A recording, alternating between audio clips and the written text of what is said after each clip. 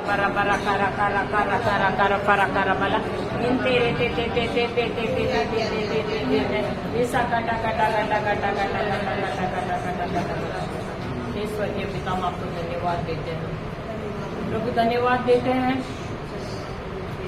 आप हमको सुबह से वचन खिला रहे हैं प्रभु। धन्यवाद देते हैं प्रभु, आप हमारी आत्मिक बढ़ोतरी चाहते हैं प्रभु। जिस प्रकार प्रभु हम खाते हैं भोजन अपने शरीर को सामर्थ्यवान बनाने के लिए, मजबूत बनाने के लिए, उसी प्रकार प्रभु आप चाहते हैं कि हम अपनी आत्मा में बढ़े। और इसीलिए प्रभु आप चाहते हैं कि हम दिन रात आपका वचन जो हमारा भोजन है, आत्मिक भोजन है, उसे खाते रहे प्रभु।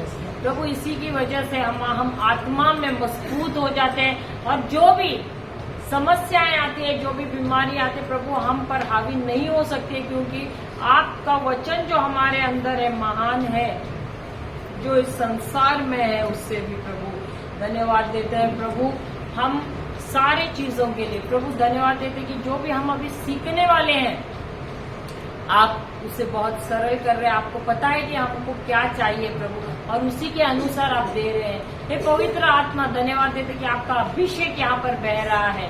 और प्रभु धन्यवाद देते हैं कि सबके आत्मिक कान आपने खोले ताकि हम सुन सके आपके वचन को, हम ग्रहण कर सके आपके वचन को अपने हृदय में। धन्यवाद देते हैं प्रभु, आपने हमारे मन में जो अंधेरा है उसको हटाया है ताकि हम समझ सके आपके वचन को प्रभु। हमारी आंखों के सामने जो अंधेरा है उसका पर्दाफाश किया, उसका निकाल बाहर किया है, और आपके वचनों का उजाला प्रभु आपने हमारे जीवन में लाया है। इसके लिए हम धन्यवाद देते हैं, धन्यवाद देते हैं प्रभु। ये प्रार्थना हम करते प्रभु यीशु के नाम से, आमीन। पिता पुत्र और पवित्र आत्मा के नाम पर, आमीन आमीन और आमीन। Hallelujah hallelujah. तो हम दोबारा जाते हैं नीति वचन या सुक्ति ग्रंथ 4 अध्याय वचन 20।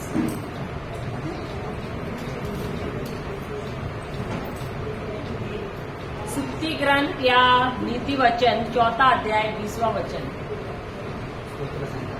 प्रोवर्ब्स 4:20। हमने पहला ही शुरू किया था ये वचन से।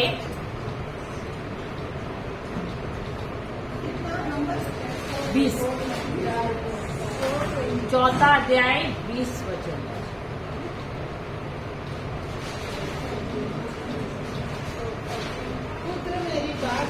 ध्यान दो, हे पुत्र मेरी बात पर ध्यान दो। अब ये जो है प्रभु कह रहा है, हे मेरे पुत्र। तो प्रभु कह रहा है कि तू मेरा पुत्र है, तू मेरा वारिसदार है, मेरे राज्य का वारिसदार है। Hallelujah hallelujah. अब जो भी पुत्र होता, अभी जो अगर माता पिता मर जाते हैं, सही बात है, तो वसीयत जो बनाई जाती, विल जो बनाई जाती है, उसमें नाम किसका रहता है? पड़ोसियों का, बच्चों का नाम। जो वसीयत बनाते हैं, विल जो बनाते हैं माता पिता, मरने के बाद वो जो है उनका सब कुछ एस्टेट जो प्रॉपर्टी हो किसको जाता है? पड़ोसी को, वारस को जाता है ना, या पड़ोसियों को जाता है? वारस को ही जाता है ना। तो यहाँ पर प्रभु हमको कह रहा है, हे मेरे पुत्र, हे मेरी पुत्री। क्यों कह रहे हैं? क्योंकि हम सब कौन है? स्वर्ग राज्य के निवासी हैं। और इसीलिए वो कहता है कि तू मेरा पुत्र है, तू मेरा वारिसदार है, मेरे राज्य का वारिसदार है। तो क्योंकि तू मेरे राज्य का वारिसदार है, क्योंकि तू मेरा पुत्र है, इसलिए जो भी मेरी बातें हैं उसको कैसे सुनना है? कैसे सुनना है? तो हम कौन सी बातें ध्यान से ज्यादा सुनती हैं? जो बातें हमको ज्यादा फायदेमंद लगती है वो। तो संसार की बातें ज्यादा सुनते हैं या प्रभु के राज्य की बातें? क्योंकि वो ज्यादा रसीली रहती है। सही बात है, हाँ सही बात है ना, हाँ या नहीं? अभी भी आप लोग यहाँ पर बैठे हैं, 2 लोग यहाँ पर बात कर रहे हैं, कौन है वो दो लोग? दो लोग बातें कर रहे हैं यहाँ पर अभी भी। हाँ? पवित्र आत्मा और शैतान। एक तो पवित्र आत्मा मेरे द्वारा बात कर रहा है, दूसरा आपका मन बात कर रहा है आपसे। सही बात है। कैसे? विचारों के द्वारा। आप बैठे तो यहाँ पर है, लेकिन अभी क्या हो रहा है घर पे? क्या हो रहा है? क्या तांडव मचा है घर पे? बच्चे क्या कर रहे हैं? खाना खाया है कि नहीं? मेरा तो पेट भर गया। बच्चों ने खाना खाया है कि नहीं? स्कूल से आया है कि नहीं? सही बात है। कुछ लोग तो घर पे भी जाकर आ गए, यहाँ बैठे बैठे घर पे भी जाके आ गए। सही बात है। हाँ, कल्पना में, मन हमारा इतना बड़ा फास्ट इंजन है कि हमको घर पे भी लेके आ जाता है सेकंड से। सही बात है। तो हम घूम के आता है सेकंड में, हाँ, सब जगह घूम के आता है। इससे अधिक फास्ट कोई भी वाहन है ही नहीं। सही बात है। हमारा मन से कोई भी ज्यादा फास्ट है क्या? वाहन नहीं है। मनुष्य कितना भी प्रगति करे, लेकिन मन से ज्यादा वो कोई भी वाहन बना नहीं सकता है। सही बात है। यहाँ पर प्रभु परमेश्वर कह रहे हैं कि हे मेरे पुत्र, मेरी बातों पर तू ध्यान लगा। इंग्लिश में क्या दिया है? Read in English.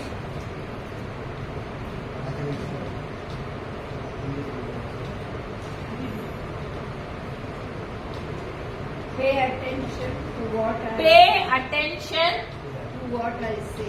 to what I say. Starting से my son. अच्छा, my son is not given first. No. Okay, okay. My Yours is son- good news over. हाँ, सिस्टर आपका रीड फ्रॉम योर्स। हाँ, verse 24, Proverbs 4:20।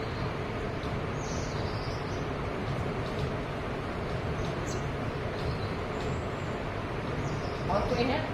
My child, be attentive My child, be attentive to my words. to my words. Hallelujah. बस इतना ही।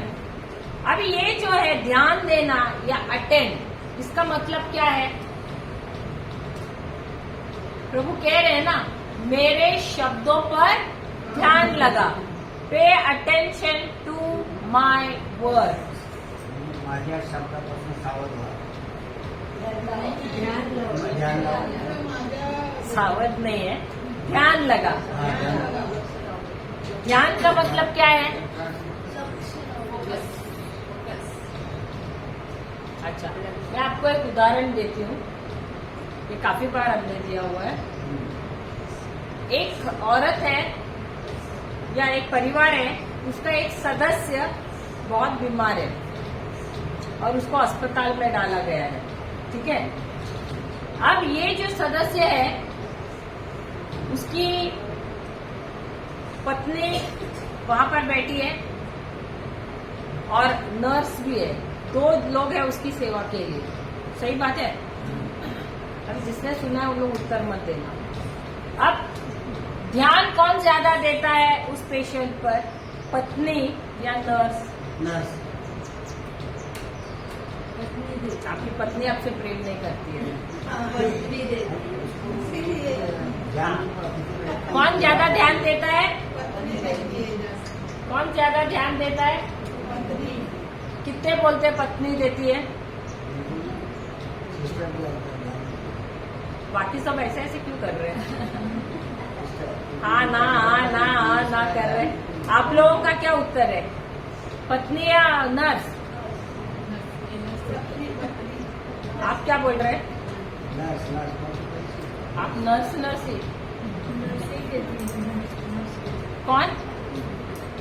कौन देता है? परमेश्वर। कितने कहते हैं पत्नी देती है? हाथ ऊपर तो कीजिए। आप लोग सब गलत है। वो भाई बराबर बोल रहे थे, नर्स कर रहे हैं। का जवाबदारी है. अभी नर्स कैसे ज्यादा जवाबदारी है ये वो मुझे, लेकिन तो फिर क्या पत्नी का ड्यूटी नहीं है? म्हणजे पत्नी का म्हणजे आहे मोठा कसं आहे की जीवनला रिश्ता आहे त्या खाली सोच के त्याच्यात दवा गोली टाइम टू आप आंसर वो सही दिया, लेकिन आपका जो है बाकी का जो है ना वो बराबर नहीं था। नर्स देती है, अभी पत्नी ज्यादा देर रहती है कि नर्स ज्यादा देर रहती है? पत्नी रात दिन दिन रात रहती है। तो ध्यान कौन ज्यादा देता है? नर्स कैसे देती है? लेकिन नर्स वो मेडिसिन अभी आप लोग नर्स बोले, हाँ अभी नर्स कैसे ध्यान देती है? नर्स जो ना आपने दवाई के दवाई बोलता है, दवाई गोली के माध्यम से हाँ, टाइम पे दवा गोली देती है। हाँ। वो तो पत्नी भी देती है घर पे, पत्नी को वो तो कौन सी पत्नी भी जाती है? देती, वो तो पत्नी भी देती है टाइम पे। सब कुछ जब वो प्यार में सिस्टम लिखती है। उसको सजेस्ट करती है ना कि फलान टाइम पे ये गोली ये दवा पिलाना है, चम्मच पिलाना, ये चम्मच जो क्या भी हो है। क्या होता है, खाली दवाई का है। क्या होता है क्या नहीं बाकी होता है, का फिर चलता है, खाली वो भाई आंसर देता है, बाकी कोई आंसर ही नहीं दे रहा है। अच्छा, अभी नर्स क्या करती है? वो टाइम टाइम से आती है, उसका टेम्परेचर देखती है, और उधर एक खटिया पे एक बोर्ड लगा है, चार्ट है, हाँ, चार्ट ठीक है लगा ना? है। उसके ऊपर वो लिखती है। फिर थोड़ी देर में आती है, दवाई देती है, फिर वो भी लिखती है। फिर अगर इंजेक्शन की जरूरत है, इंजेक्शन देती है, ग्लूकोज चढ़ाना है, ग्लूकोज चढ़ाती है, और वो भी लिखती है। सही बस बराबर कौन है नर्स है। ये? हाँ, अच्छा, तो ये सब काम आप करते हैं कि नहीं? अगर पेशेंट का हाल बुरा हो गया बीच में, तो वो भी लिखती है क्या क्या हुआ था, उसका हार्ट बीट कितना नीचे गिरा या कितना ऊपर आया, सब कुछ। सही बात है, सब लिखते हैं नर्स। फिर इसका ड्यूटी खत्म हो जाता है 8 घंटे में। लेकिन जब तक दूसरी नर्स नहीं आती है, तब तक इनको रुकना पड़ता है। जब दूसरी आती है, निकल जाती है। अब जो डॉक्टर है राउंड अप के लिए आता है, तो वो डॉक्टर इनको फोन करता है, नर्स को, या वो चार्ट को देखता है। क्या उसको नर्स को कॉल करने की जरूरत है? नहीं है। क्यों? क्योंकि चार्ट पे सब कुछ सुबह से लेके जब तक वो नर्स थी तब तक का सब कुछ लिखा हुआ है। तो वो क्या करता है, जो कुछ लिखा है वो देखता है, फिर वो पेशेंट को देखता है। सही बात है। पहले चार्ट देखेंगे। अब वो नर्स कैसे ज्यादा ध्यान देती है? क्योंकि जो कुछ भी वो पेशेंट के साथ हो रहा है, सब कुछ वो लिख रही है। समझ रहे हैं? उसको कहते हैं ध्यान देना। ध्यान दें। समझ रहे हैं? उसी प्रकार प्रभु कहता है, जिस प्रकार वो नर्स ध्यान देती है, जो जो महत्वपूर्ण की बातें वो लिखती है, उसी प्रकार मैं सुबह आज आप लोगों को क्या बोल रही थी? नोटबुक लेकर आओ, बाइबल लेकर आओ, पेन लेकर आओ। क्यों? ताकि आप भी क्या करो? नोट करो। क्योंकि जो भी मैं सुबह से लेके बोलूंगी, शाम तक क्या आपके दिमाग में रहेगा? नहीं रहेगा। तो वो आपको क्या करना है? लिखना है, जिस प्रकार वो नर्स करती है। समझ रहे हो? तो हमको भी देखो, जब हम लिख रहे हैं तो हमारा क्योंकि हम ध्यान पूर्वक सुन रहे हैं, इसीलिए तो हम लिख रहे हैं। जब तक मैं ध्यान से नहीं सुनूंगी, मैं लिख सकती हूँ क्या? नहीं। और इसीलिए प्रभु क्या कह रहे हैं? मेरे पुत्र, मेरी बातों को ध्यान से सुनना। हालेलुया। तो जब तक मैं ध्यान से नहीं सुनूंगी, मैं लिख पाऊंगी क्या? जब हम बाइबल पढ़ते हैं, कुछ भी अच्छा लगता है तो क्या हम लिखते हैं? लिखते हैं क्या? लिखते हैं क्या? जब प्रीचिंग सुनने जाते, कुछ अच्छा लगा, फटाफट लिखते हैं क्या? सब लिखते हैं क्या? नहीं। और फिर बाद में अगले रिट्रीट में पूछो तो याद रहता है कि अगले के अभी थोड़ी देर पहले पूछो तो याद रहेगा कि नहीं? क्यों? क्योंकि ध्यान से सुना नहीं। जो व्यक्ति ध्यान से सुनता है वही नोट्स लिखता है। क्योंकि ध्यान से सुने बगैर नोट लिख ही नहीं सकते हैं हम। समझ रहे हैं? इसीलिए प्रभु कहता है, तू मेरे राज्य का वारिसदार है। अगर तू मेरे राज्य का वारिसदार है, तो मेरे राज्य की जो बातें, जो महत्वपूर्ण बातें, उसको क्या करना है? तुझे लिखना है। क्या करना है? लिखना है। ध्यान से लिखना है। तुम्हें ध्यान पूर्वक उसको लिखना है। Hallelujah, hallelujah. और उसको ध्यान से सुनना भी है। जब तक नहीं सुनोगे, लिखोगे नहीं। तो इसलिए कहता है कि मेरी बातों को ध्यान से सुनना। हालेलुया। सबसे पहले क्या कर रहा है? ध्यान से सुनना। उसके बाद लिखना।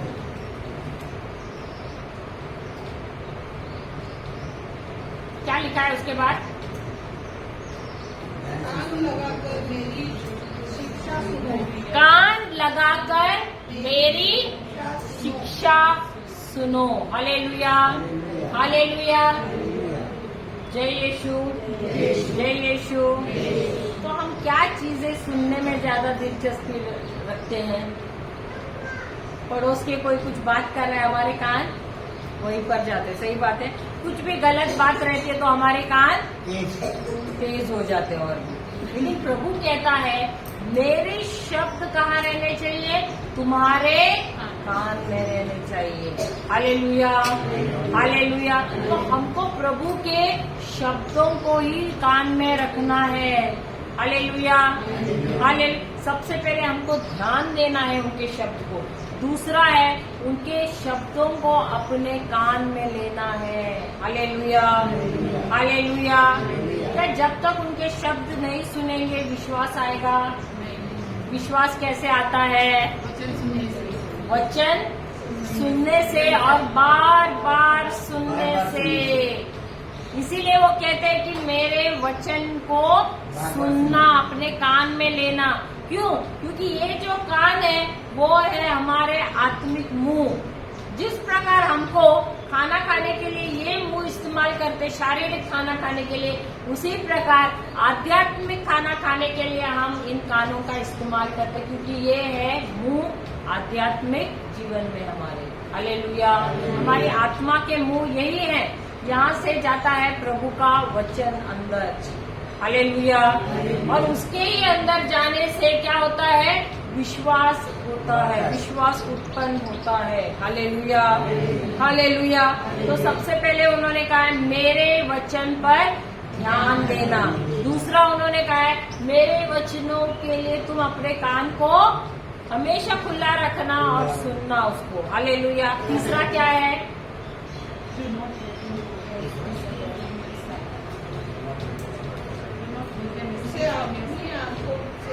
उसे अपनी आंखों से ओझल न होने देना। हालेलुया। अभी इसका ये मतलब नहीं कि सब जगह पे तुम लिख के रखो और देखो, नहीं। तुम जब वचन सीख रहे हो, बोल रहे हो, तो तुमको कल्पना करना है। जो भी वचन तुम सुन रहे हो उसके अनुसार तुमको एक इमेजिनेशन को क्या बोलते हैं?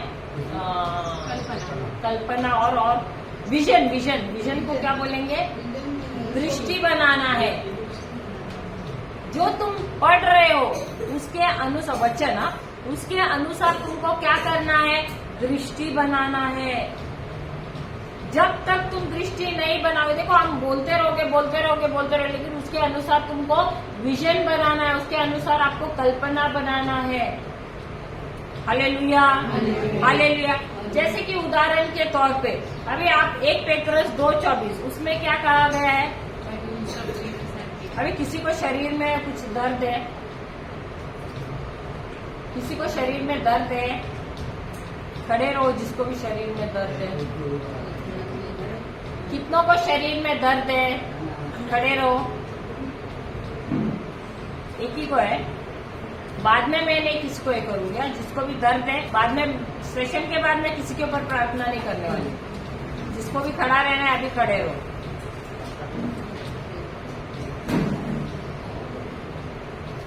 अभी 1 पेट्रोस 2:24 निकालना सिस्टर। हम सीख रहे हैं कि हमको कैसे दर्शन बनाना या कल्पना बनाना है वचन के अनुसार। 1 पेट्रोस 2 अध्याय 24वां वचन।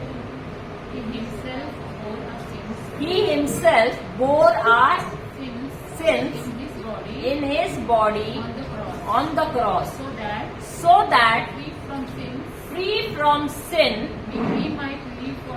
we might live for righteousness. By his wounds you have been healed. Hindi में अभी पढ़ो सिस्टर। वह अपने शरीर में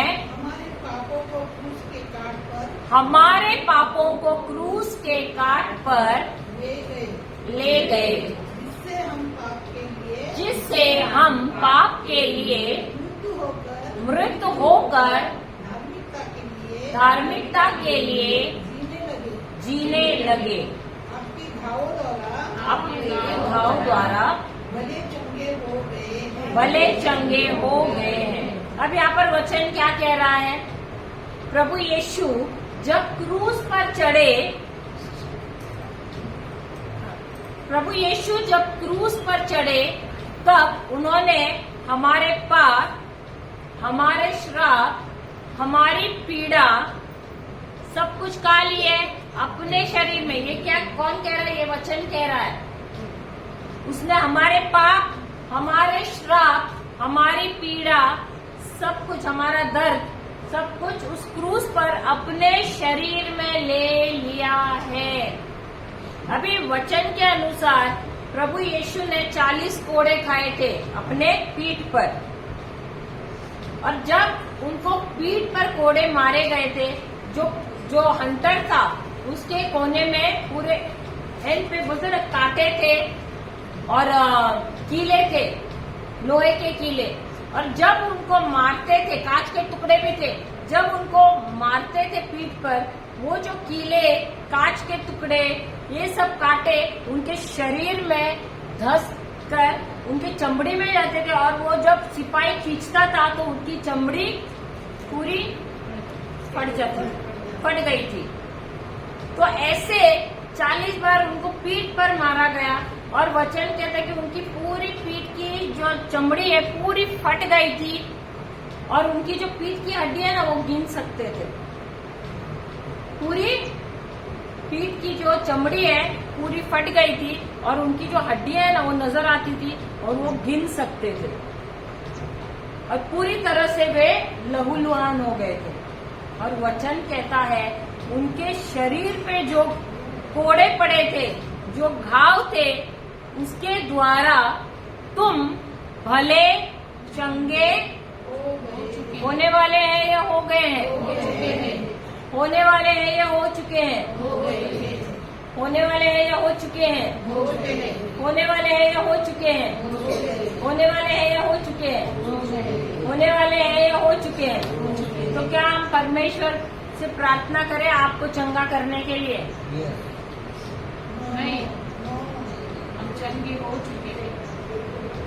हाँ, पहले चंगे हो चुके, वचन के हो गए हैं या होने वाले हैं?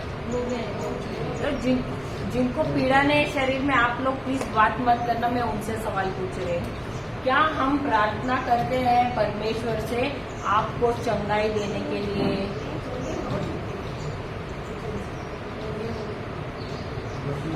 प्रार्थना करें कि नहीं आपकी चंगाई के लिए?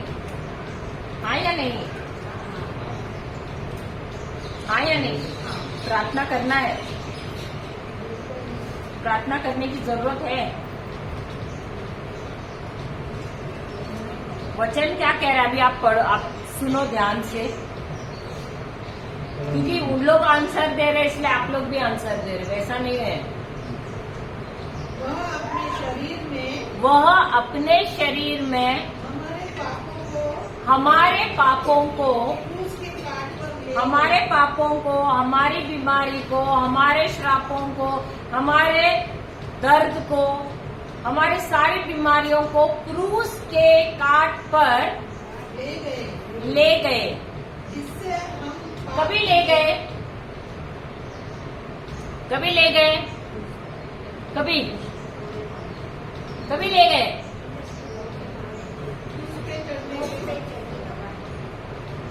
कभी ले गए?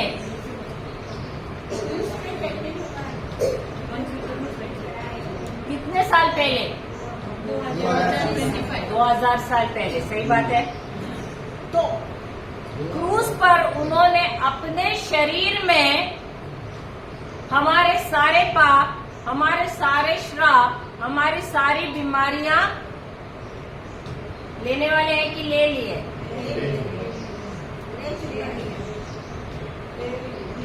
गौर से सुनना, लेने वाले हैं या ले लिया है, ले लिया है। ले लिया है। तो वहां पर वचन अभी दोबारा सुनना और कल्पना करना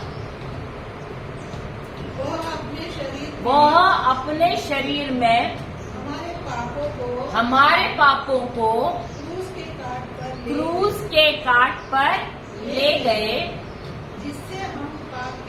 जिससे हम पाप के लिए मुक्त होकर मृत्यु होकर धार्मिकता के लिए जीने लगे।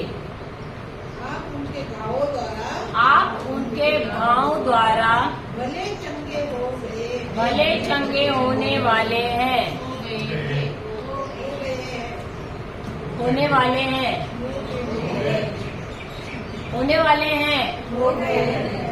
हालेलुया। अब प्रभु यीशु क्रूस पर क्यों चढ़े? ताकि हम अपने पापों के लिए मर जाएं। क्योंकि आदम ने गुनाह किया था, हम मनुष्य जाति पापी नहीं था, उसको पापी बनाया गया क्योंकि आदम ने गुनाह किया था। और वही पाप हर एक संतान में, हर एक पीढ़ी में आ रहा था। सही बात है। तो प्रभु यीशु जब आए, उन्होंने क्या किया? वही पाप का स्वभाव अपने अंदर लिया और उसका नाश किया अपने शरीर में। उस पाप के स्वभाव को, उस पीड़ा को, उस बीमारी को उन्होंने अपने शरीर में लिया और उसका नाश किया। और किस लिए किया? ताकि हम अब पापी ना रहे, परंतु हम धार्मिकता में जिए। धार्मिकता यानी क्या? हमारे अंदर अब प्रभु यीशु का स्वभाव है। धार्मिकता यानी हमारे अंदर अब प्रभु यीशु का स्वभाव है। We have the nature of Christ. अभी हमारे अंदर पाप का स्वभाव नहीं है, हमारे अंदर प्रभु यीशु का स्वभाव है।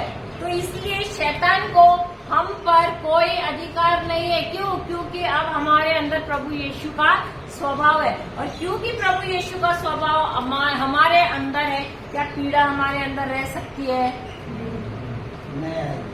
पीड़ा हमारे अंदर रह सकती है? श्राप हमारे अंदर रह सकता है? दर्द हमारे अंदर रह सकता है? नहीं। क्यों? क्योंकि वचन कहता है कि उनके मार खाने से, उनके जख्मों से क्या हुआ है? हम भले चंगे हो गए हैं। तो ये पीड़ा अभी कहाँ पर है? आपके शरीर में है या क्रूस पर है? दूसरे बोल रहे इसलिए मत बोलना। ये जो पीड़ा है कहाँ पर है? ये पीड़ा कहाँ पर है? ये पीड़ा कहाँ पर है? ये पीड़ा अभी कहाँ पर है? पीड़ा कहाँ पर है? तो आप जो नहीं कर पा रहे थे वो अभी करो। अगर आपको लग रहा है, आप विश्वास करते हैं कि वो जो पीड़ा आपके शरीर में थी वो क्रूस पर है, तो जो आप नहीं कर पा रहे थे वो करो। झुको।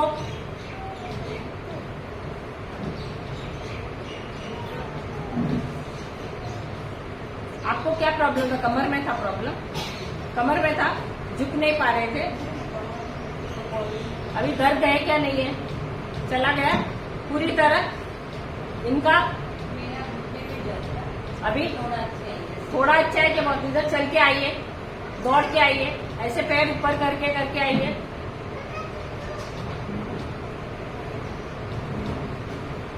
कहाँ पर है आप? इधर इधर इधर इधर इधर इधर आइए। चलती नहीं, खाना पीना खाया नहीं। अभी ऐसे पैर पहले ऐसे कर पा रहे थे? नहीं। अभी आगे पूरा दर्द गया? कहाँ है दर्द? क्रूस पर है ना? मैंने क्या प्रार्थना किया क्या आप लोगों पे? मैंने प्रार्थना किया? नहीं किया। ये कैसे हुआ?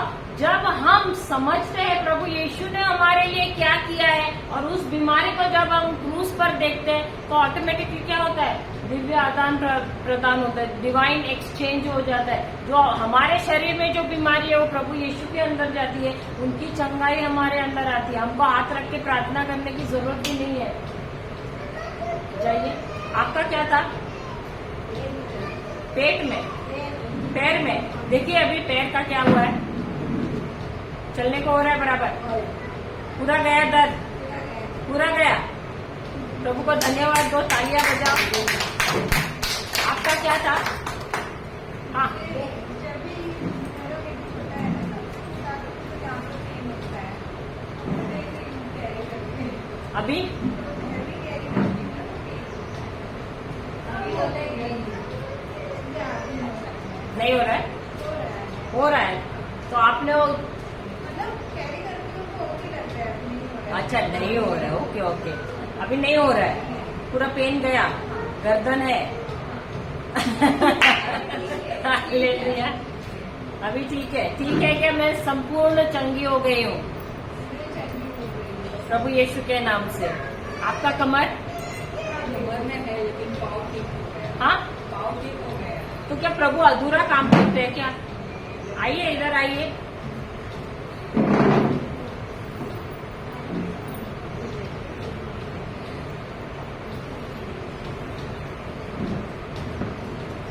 क्या हो गया? पाँव ये बहुत दर्द होता है, अभी कैसे हो गए? अभी हल्का लगता है। हाँ तो हिलाइए ना, ऐसा करिए, झटका मारिए प्रभु यीशु के नाम से, झटका मारिए। हाँ प्रभु ये धन्यवाद तो वो मुंह खोल के धन्यवाद यीशु, मैं भली चंगी हो गई हूँ। आंख बंद कीजिए और प्रभु यीशु को क्रूस पर देखिए। देखो यही है, हम क्या सिखा रहे हैं आपको, एक मिनट रुकिए, हम सिखा, प्रभु हमको कह रहे हैं कि मेरे वचन को कहाँ रहना चाहिए। वो पढ़िए दोबारा, अपने शरीर में नहीं, वो आंखों के सामने रखना। मेरे शब्दों को अपने कान में रखना, उसके बाद जो बोला है वो उसे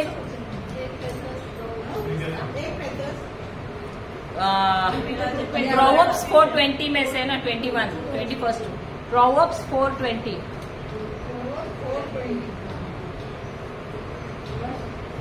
हम सीख रहे हैं ना। पहले प्रभु कह रहे हैं मेरे वचन पर ध्यान देना, फिर उसके बाद उसे ध्यान से सुनना, अपने कान में रखना, फिर उसके बाद अपने आंखों के सामने रखना। 4:20 नीति 4:20 हाँ, नीति वचन।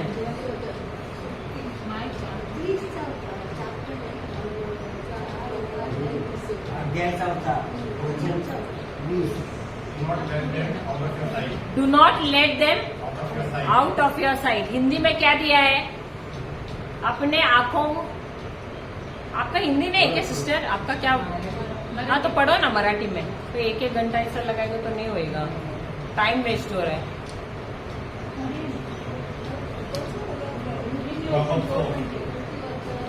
नीति वचन, नीति सूत्र 4:20 हिंदी में सुक्ति ग्रंथ है 4:20।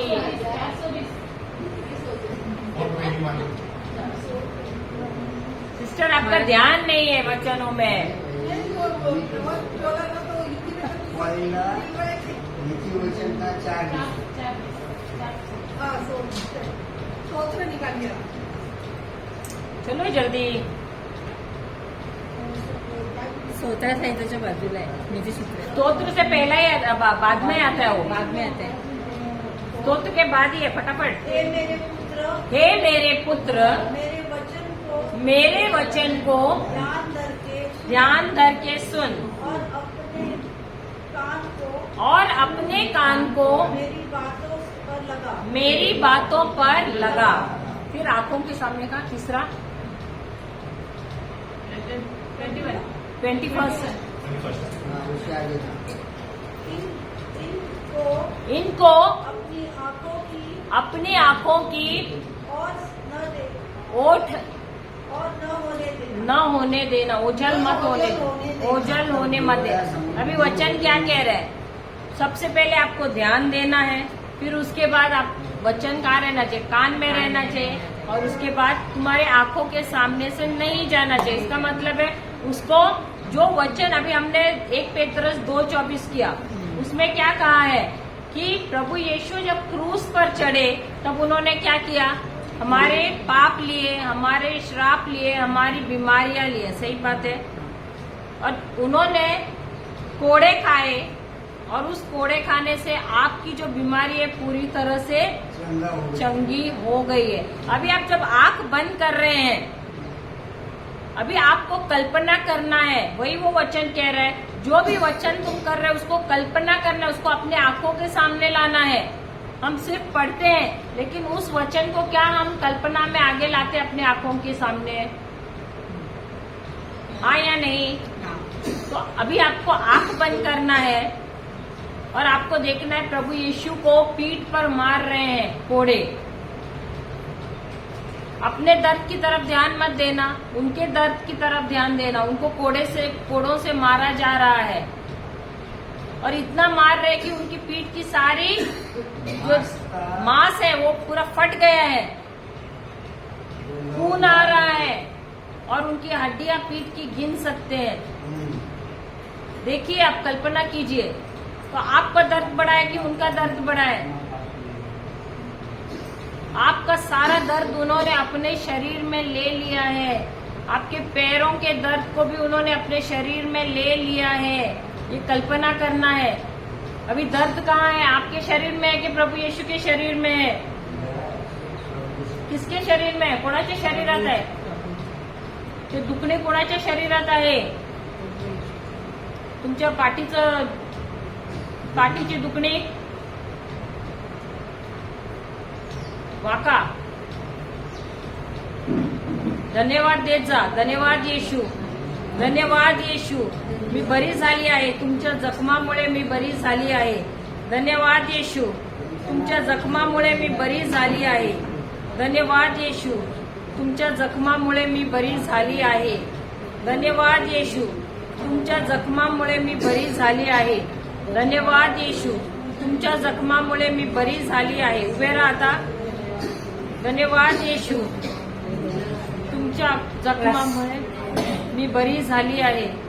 परत वाका। धन्यवाद येशू, वाका। धन्यवाद येशूकडे बघा आणि वाका। धन्यवाद येशू, तुमच्या जखमामुळे मी बरी झाली आहे। धन्यवाद येशू, तुमच्या जखमामुळे मी बरी झाली आहे। उभे राहा। धन्यवाद येशू, मी बरी झाली आहे, तुमच्या जखमामुळे मी बरी झाली आहे। पाय असे हलवा। धन्यवाद येशू, तुमच्या जखमामुळे मी बरी झाली आहे। धन्यवाद येशू, तुमच्या एक सैनिकासारखं हा मार्च करा, लेफ्ट राईट करा। धन्यवाद येशू, तुमच्या जखमामुळे मी बरी झाली आहे। धन्यवाद येशू, तुमच्या जखमामुळे मी बरी झाली आहे। धन्यवाद येशू, तुमच्या जखमामुळे मी बरी झाली आहे। धन्यवाद येशू, तुमच्या जखमामुळे मी बरी झाली आहे। अजून वर घ्या। धन्यवाद येशू, धन्यवाद येशू, धन्यवाद येशू, धन्यवाद येशू, धन्यवाद येशू, धन्यवाद येशू, धन्यवाद येशू, धन्यवाद येशू। आता वाका। धन्यवाद येशू, धन्यवाद येशू, धन्यवाद येशू, धन्यवाद येशू, धन्यवाद येशू, धन्यवाद येशू, धन्यवाद येशू, धन्यवाद येशू, धन्यवाद येशू, धन्यवाद येशू, धन्यवाद येशू। उभे राहा। धन्यवाद येशू, धन्यवाद येशू, धन्यवाद येशू, धन्यवाद येशू, धन्यवाद येशू, धन्यवाद येशू, मी बरी झाली आहे। धन्यवाद येशू, मी बरी झाली आहे, संपूर्ण बरी झाली आहे। धन्यवाद येशू, धन्यवाद येशू, धन्यवाद येशू, धन्यवाद येशू। Hallelujah, hallelujah, hallelujah, hallelujah. तुम्ही इतके वाकत होता का आधी? आता कुठे आहे? दुखणे कुठे आहे? तो वापस चेक कर रही है। Hallelujah, hallelujah, hallelujah, hallelujah. दुखणे कुठे आहे? प्रभूच्या शरीरात आहे की नाही? प्रभू येशूच्या शरीरात आहे की नाही? धन्यवाद येशू। किती वर्षापासून होते? 10 वर्षापेक्षा जास्त। पण तुम्हाला ज्ञान नव्हतं म्हणून काय झालेलं आतापर्यंत? त्या त्रासातच होता ना? आता जेव्हा मी काय हात लावला काय? फक्त तुम्हाला समज दिली, तुम्ही कल्पना केली, तो वचन जो आहे जे सांगत आहे ते तुम्ही काय केलं? कल्पना केली, डोळ्याच्या पुढे तुम्ही पाहिलं आणि काय झालं? क्या हुआ? चंगाई आ गई। मैंने क्या हाथ रखा, उनको हिलाया, कुछ किया, जोर जोर से चिल्लाई नहीं, लेकिन जब वचन का ज्ञान मिला, जब वचन को कल्पना किया, जब ध्यान से सुना, जब उसको आंखों की ओट से देखा, और उसका दृष्टि बनाया, दर्शन बनाया, क्या हो गया? चंगाई अंदर बहने लगी। Hallelujah, hallelujah. तो हमको क्या लंबा चौड़ा प्रार्थना करने की जरूरत है क्या? प्रभु को बोलने की जरूरत है मुझे चंगाई करो? उन्होंने चंगाई कर दिया है 2025 साल पहले, लेकिन क्योंकि हमको समझ नहीं है, हम अभी भी प्रभु चंगा करो, चंगा करो, चंगा करो कर रहे। प्रभु बोलते मैंने चंगा किया है, किया है, किया है, लेकिन क्योंकि हमारी प्रार्थना गलत है, इसलिए क्या हो रहा है? चंगाई मिल रही है क्या? जो अभी मिलनी चाहिए 20 साल हो रहे हैं, 25 साल हो रहे हैं, लेकिन कुछ नहीं हो रहा है। क्यों? क्योंकि समझ नहीं मिल रही है। ये इसीलिए प्रभु कह रहे हैं मेरे वचन को उस पर ध्यान देना। लेकिन जब हम रिट्रीट में आते हैं, क्या हम ध्यान देते हैं या हम हमारी समस्याओं के बारे में सोचते रहते हैं? जाइए, प्रभु को धन्यवाद दीजिए।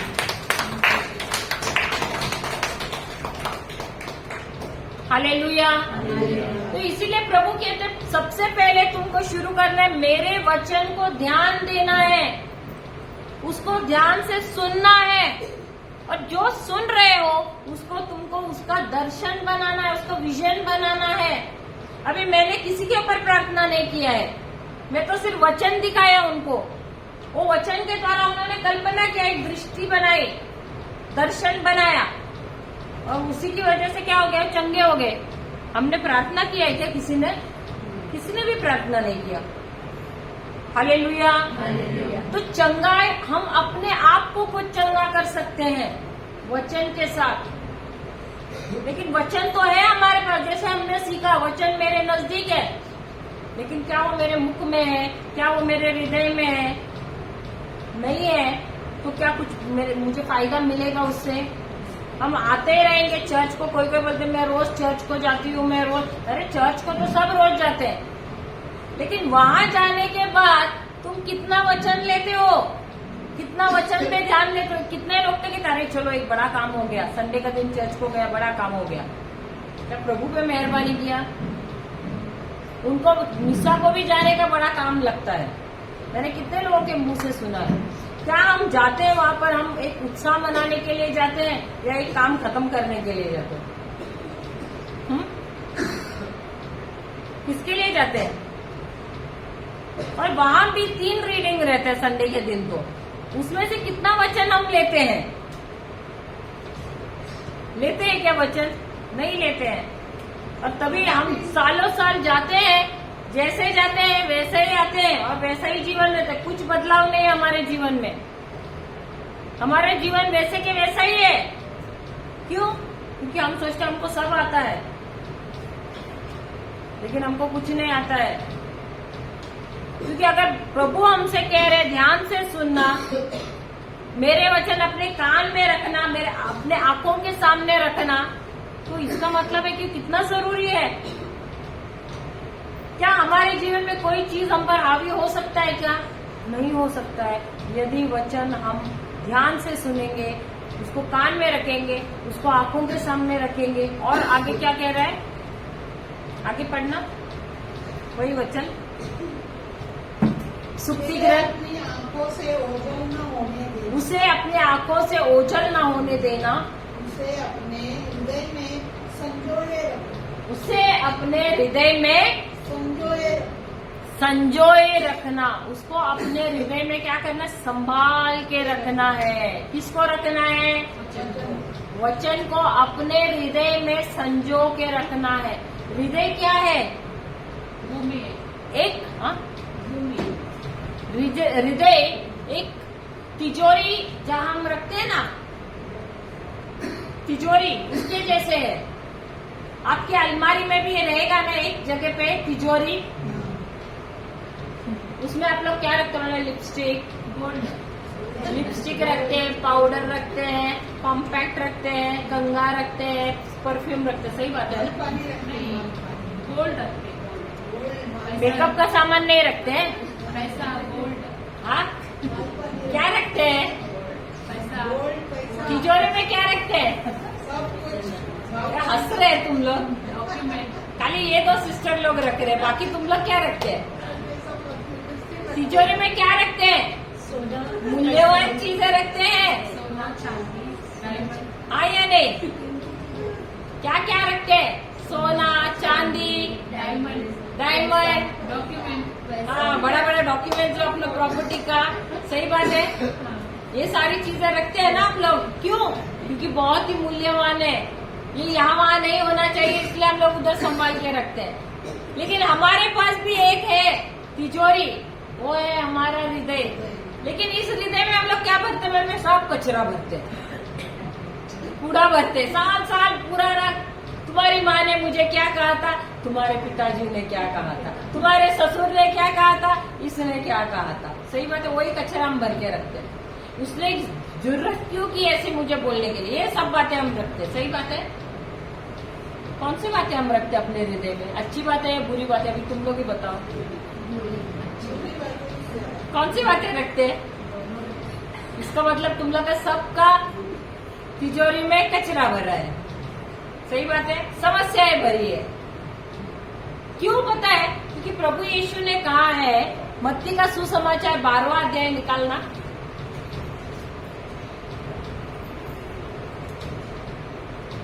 (34, 35)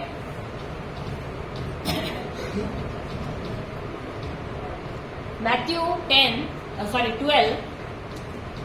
के बच्चों, सांप के बच्चों, तुम बुरे होकर भी तुम बुरे होकर भी अच्छी बातें कैसे कर सकते हो? अच्छी बातें कैसे कह सकते हो? जो हृदय में भरा है, जो हृदय में भरा है वही तो मुंह से बाहर आता है। वही तो मुंह से बाहर आता है। वही तो मुंह से बाहर आता है। क्या आता है मुंह से बाहर? जो हृदय में है। हाँ, आज सबने ब्रश किया? हाँ, कितनों ने किया? सभी ने किया। सबने किया? हाँ। लाजवंती ने नहीं किया। ब्रश किया है ना? सबने किया कि नहीं? टूथपेस्ट है सबके घर पे? हाँ, टूथपेस्ट नहीं तो झंडू का लेके बैठेंगे। टूथपेस्ट ही है ना? हाँ, तो टूथपेस्ट को अगर ऊपर से दबाते हैं तो क्या आता है? टेस्ट आता है, नीचे से दबाए तो क्या आता है? टेस्ट आता है, बीच से दबाए तो क्या आता है? टेस्ट आता और तुमको दबाएगा तो क्या आता है? है। क्या आता है? कचरा आता है। जो अंदर रहेगा वही निकलेगा। हाँ, जो अंदर है वही बाहर आता है ना? सही बात है। किसी ने कुछ किया, मुंह से क्या आया? वो भी आया। वही आने, जो हृदय में वही आएगा ना। हालेलुया। तो यही प्रभु यीशु कहते हैं। उसके बाद पढ़ना, हाँ वही वो बत्ती का सुसमाचार। अच्छा मनुष्य अच्छा मनुष्य अपने अच्छे भंडार से अपने अच्छे भंडार से अच्छी चीजें निकालता है। अच्छी चीजें निकालता है। तो और बुरा मनुष्य अपने बुरे भंडार से अपने पूरे भंडार से बुरी चीजों निकालता है। बुरी चीजें निकालता है।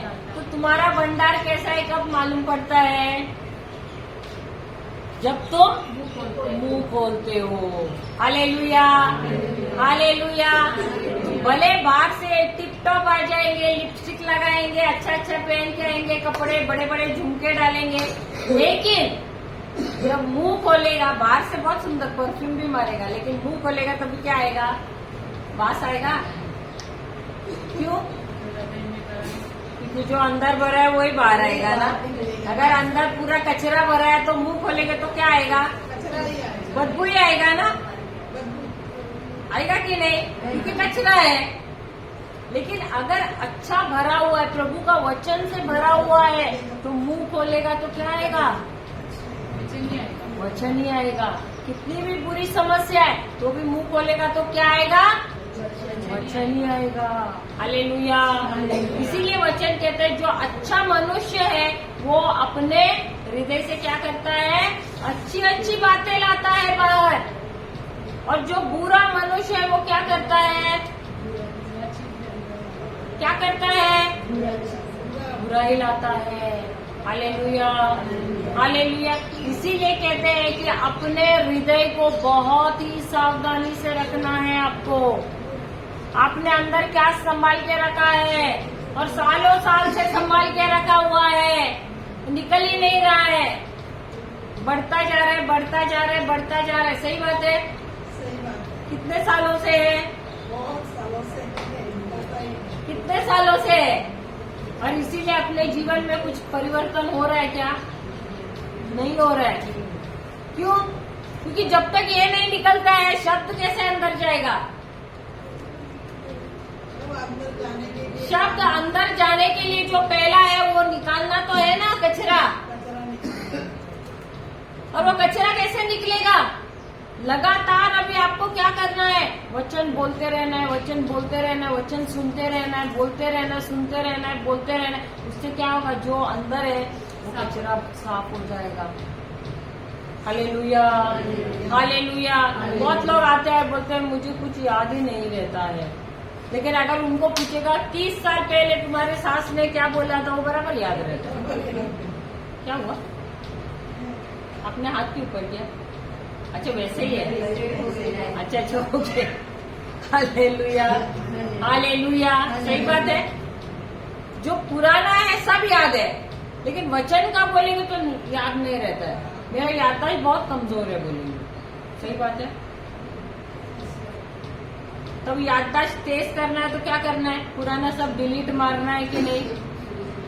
जब तक डिलीट नहीं मारेंगे, नया कुछ जाएगा क्या अंदर? तो पुराने को सब निकाल बाहर करना है। वचन का झाड़ू लेना है और सब साफ करते रहना है। जब तक साफ नहीं करोगे, झाले कैसे साफ करते हैं? घर पे रहते हैं ना झाले, तो क्या करते हो? झाड़ू लेके साफ करते हो ना। उसी तरह ये वचन को भी अगर अंदर जाना है तो यही वचन का झाड़ू लेना है। वो जो अंदर पहले झाले भरे हैं ना, उसको निकालना है। सालों साल के झाले हैं। हम लोग कभी साफ करते घर? क्रिसमस, ईस्टर, हाँ, ईस्टर को, क्रिसमस को, गुड फ्राइडे को, वो टाइम पे ना। अभी हमको वैसे नहीं रुका रहना है, हमको रोज साफ करना है। वचन का सर्फ लेना है, रोज साफ करते रहना है। जो है अंदर उसको पूरा निकालना है और नया डालना है। सब कुछ नया क्या है? प्रभु का वचन। अपने हृदय को भरते रहना है प्रभु के वचन से। पढ़ना वो दोबारा 36। नहीं, वो अपना सुक्ति ग्रंथ 4, सुक्ति ग्रंथ हाँ। प्रोवर्ब्स 4:22 है क्या? 20। अच्छा, 36 पढ़ना है। अच्छा सॉरी, 1 मिनट, वो मैथ्यू 12:36 पढ़ना।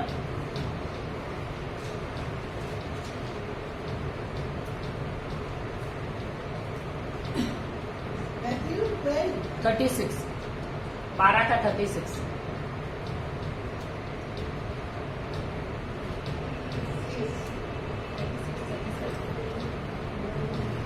मैं तुम लोगों से कहता हूँ, मैं तुम लोगों से कहता हूँ, न्याय के दिन न्याय के दिन मनुष्य को अपने निकम्मी बात का लेखा देना पड़ेगा। बात का लेखा देना पड़ेगा। Hallelujah, hallelujah. तो जो भी गलत शब्द, जो भी व्यर्थ शब्द, जो भी हम बोलते हैं, जो वचन के खिलाफ है, उस शब्द का हमको क्या करना है? करना पड़ेगा, लेखा देना पड़ेगा। इसलिए जो भी हम बोल रहे हैं, हमको बहुत बहुत बहुत सावधानी से बोलना है। हम क्या बोल रहे हैं? हालेलुया, हालेलुया, जय यीशु, जय यीशु। दोबारा जाते हैं सुक्ति ग्रंथ 4 अध्याय। What is then 37? By your words you will be justified, and By your own words you will be condemned. 4 का 22 है लगता है।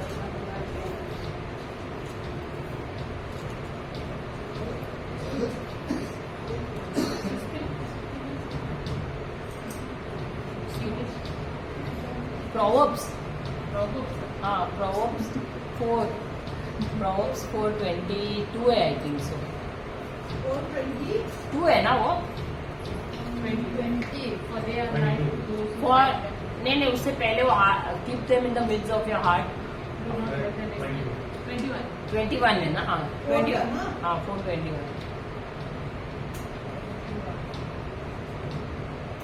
अपने उसे अपने आंखों से ओझल न उसे होने- अपने आंखों से ओझल न होने देना, उसे अपने हृदय में संजोए उसे अपने हृदय में संजोए रखो। फिर वह तुमने नवजीवन का संचार वह करेगी। तुम में नव जीवन का संचार करेगी संचार करेगी और तुम्हें तुम्हारे शरीर को और तुम्हारे शरीर को स्वस्थ रखेगी। स्वस्थ रखेगी। इंग्लिश में सिर्फ इंग्लिश में पढ़ना। Let them not depart let them not depart from your eyes. From your eyes, Keep them in the midst keep them in the midst of your heart. Of your heart, For they are for they are life to you, life to you, those that find them, those that find them and health to all the flesh. And help to all their flesh. इससे पहले क्या है वो? Do not let them, Do not let them depart from your eyes. Do not let them depart from your eyes. फिर keep them in the midst of your heart. उसके बाद हम for they are life to those who find them. अब life का मतलब क्या है? जीवन का मतलब क्या है? प्रकाश। वो वचन क्या कह रहा है कि वह जीवन है उनके लिए जो उन्हें प्राप्त करते हैं। तो जीवन का मतलब क्या है? जीवन क्या है? हमारा सोच, हमारा शब्द, हमारा कार्य, जीवन क्या है? हमारे शब्द, लिखो जिनको लिखना है, हमारे शब्द, हमारी सोच, हमारी भावनाएं,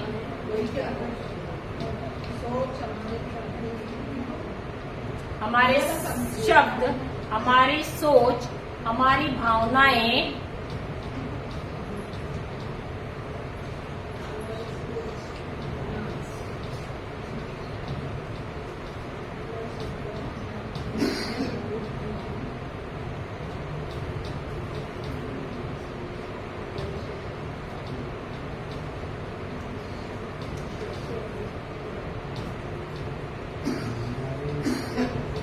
हमारे सपने, हमारे कार्य, हमारी मकसद,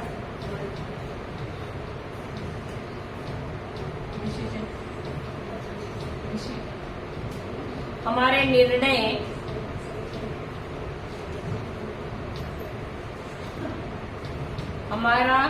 हमारी इच्छाएं,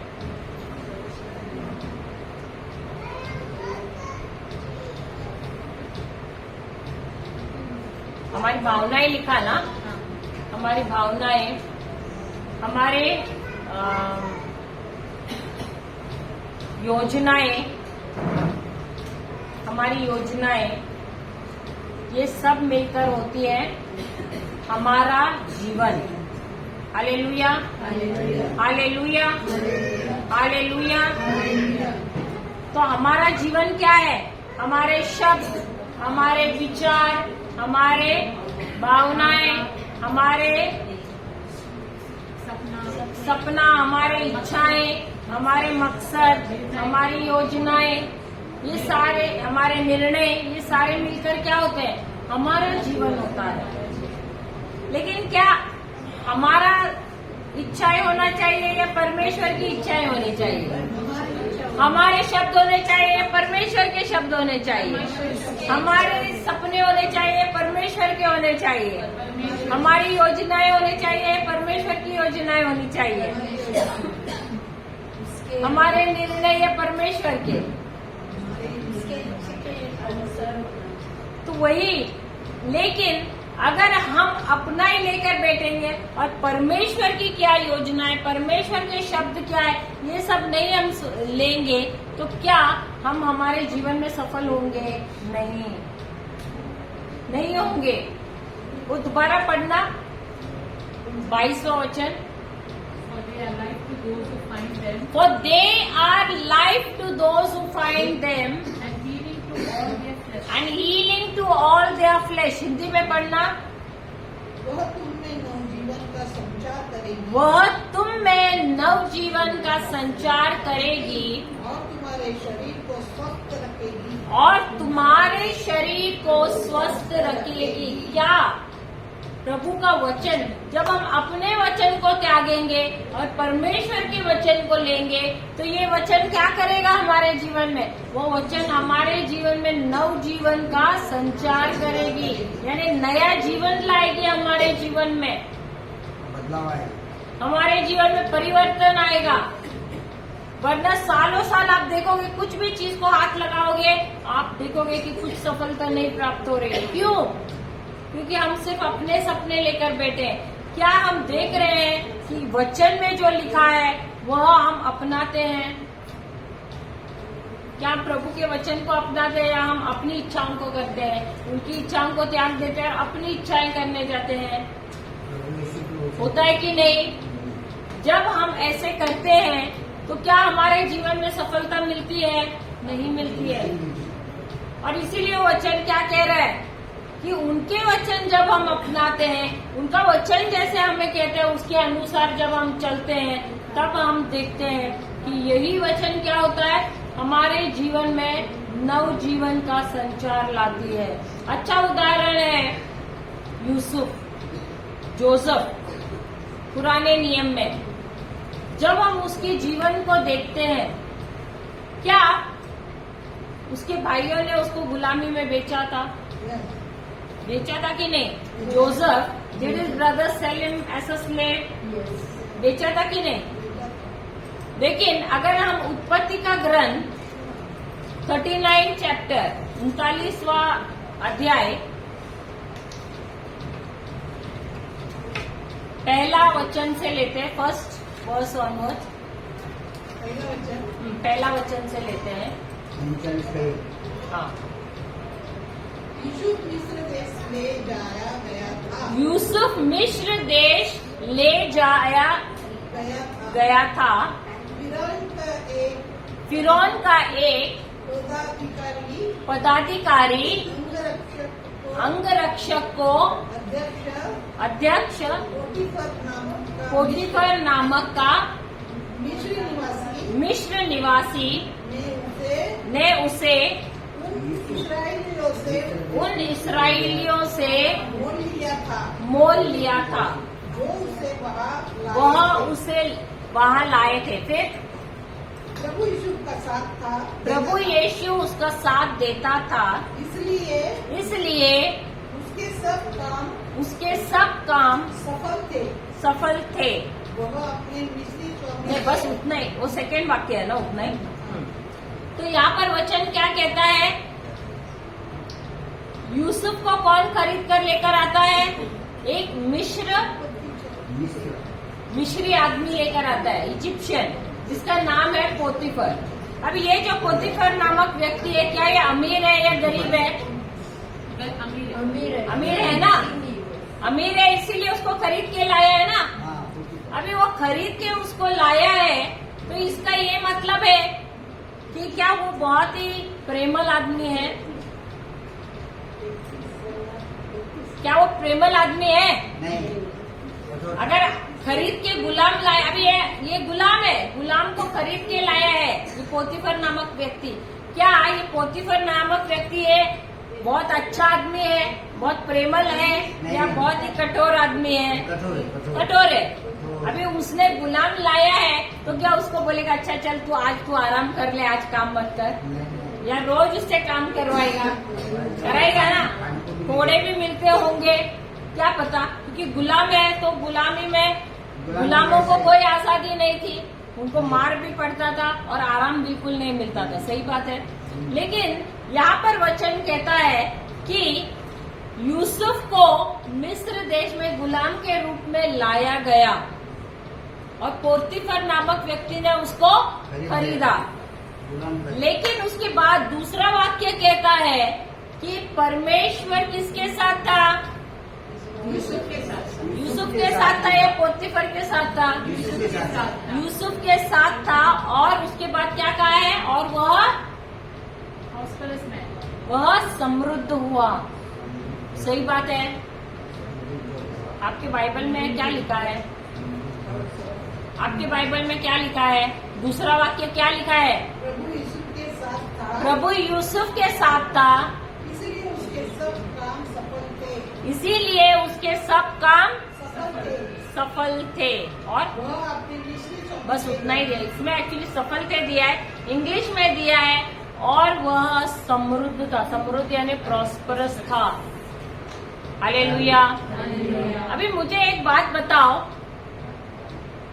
गुलाम को खरीदने वाला समृद्ध व्यक्ति है या गुलाम समृद्ध व्यक्ति रहता है?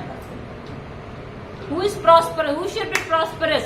पोर्टिफर और जोसेफ कौन रहना चाहिए? पोर्टिफस रहना चाहिए ना। लेकिन यहाँ पर वचन कहता है कि यूसुफ के साथ कौन है? परमेश्वर है। और इसके लिए क्या हुआ? वह समृद्ध है। हालेलुया। अब यूसुफ क्यों समृद्ध है या परमेश्वर उसके साथ क्यों है? परमेश्वर यूसुफ के साथ क्यों है?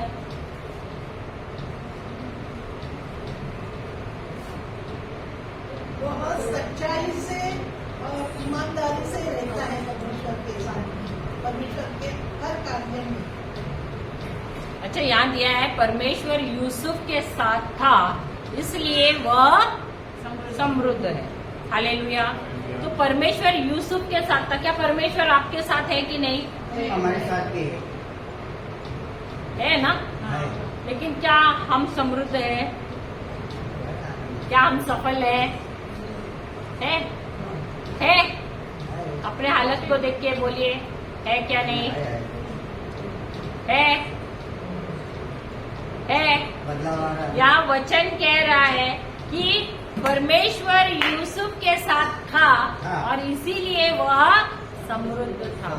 सही बात है, हाँ या नहीं? हाँ। तो परमेश्वर यूसुफ के साथ क्यों था? भगवान प्रामाणिक था। यूसुफ का ईमानदार, रिश्ता अच्छा था परमेश्वर के साथ। यूसुफ का रिश्ता अच्छा था परमेश्वर के साथ। अच्छा, और Relationship।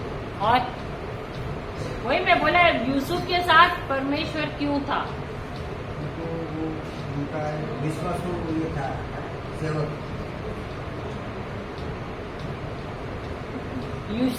यूसुफ के साथ परमेश्वर क्यों था, मैं वो पूछ रही हूँ।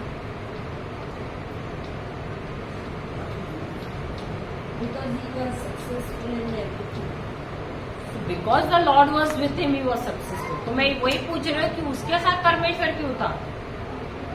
मिशनरी था। हाँ,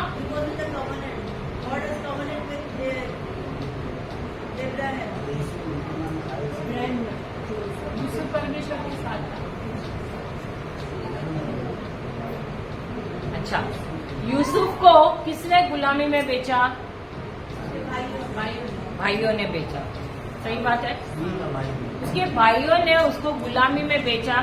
क्या वहाँ पर दिया है कि यूसुफ कुरकुर कर रहा था, अपने भाइयों की शिकायत कर रहा था, उनको गालियां दे रहा था, उनका बुरा बोल रहा था? दिया है क्या? नहीं। सही बात है, सही बात है, हाँ या नहीं? क्या वो अपने भाइयों के बारे में शिकायत कर रहा था, उनसे नफरत कर रहा था? नहीं। वो प्रेम कर रहा था। हाँ, यूसुफ अपने भाइयों से प्रेम कर रहा था और क्षमा में चल रहा था। वो प्रेम और क्षमा में चल रहा था, इसीलिए परमेश्वर उसके साथ था। हालेलुया। अब वो प्रेम और क्षमा में कैसे चल सकता है? प्रेम और क्षमा में कैसे चल सकता है? कोई भी व्यक्ति प्रेम और क्षमा में कैसे चल सकता है? यूसुफ के पास भी कुछ तो था जिसकी वजह से वो प्रेम और क्षमा में चल रहा था। उसका रिश्ता अच्छा था, ब्लेसिंग था। रिश्ता।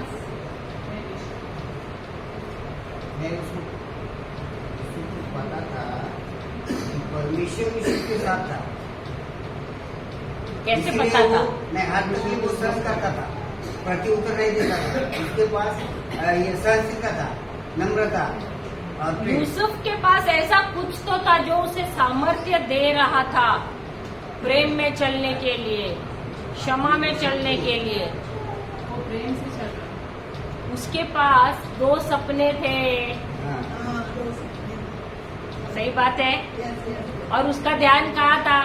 उसके भाइयों ने जो नाइंसाफी उसके साथ की उस पर था, या उसका ध्यान सपने पे था?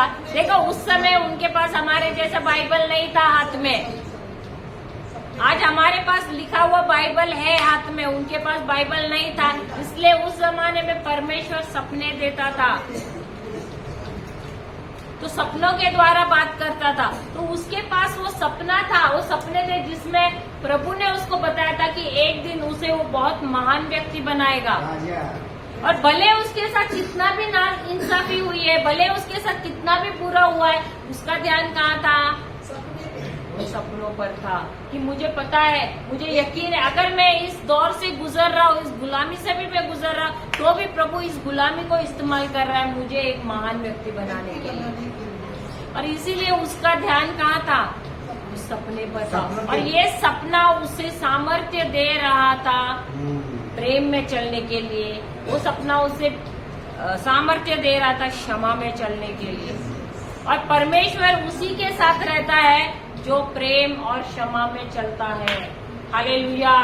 हम जाते हैं 1 यूहन्ना 3 अध्याय 13 वचन 13 और 14।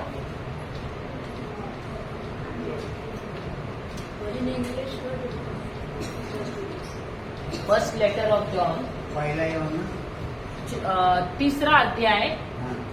13 वचन, 13 और 14 वचन। Do not be astonished, brothers and Do not be astonished, sisters, brothers and sisters, that the world hates you.